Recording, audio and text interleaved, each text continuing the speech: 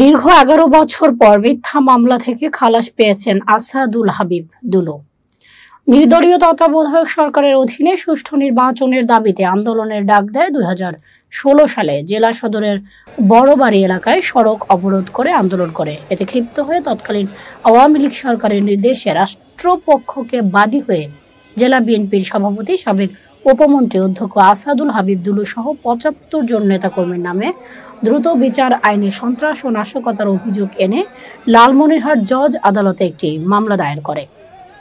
দীর্ঘদিন মামলা চলাকালে রাষ্ট্রপক্ষ সহিংসতা ও নাশকতার যথোপযুক্ত তথ্য প্রমাণাদি আদালতে উপস্থাপন করতে ব্যর্থ হয়। এদিকে আজ সোমবার প্রধান আসামি অধ্যক্ষ আসাদুল হাবিব দুলু সহ অন্যান্য আসামিরা আদালতে হাজিরা দিতে আসলে লালমনিরহাট জেলার বিজ্ঞ ও দায়রা জজ আদিব আলী মামলার সকল আসামিকে বেকসুর খালাস প্রদান করেন।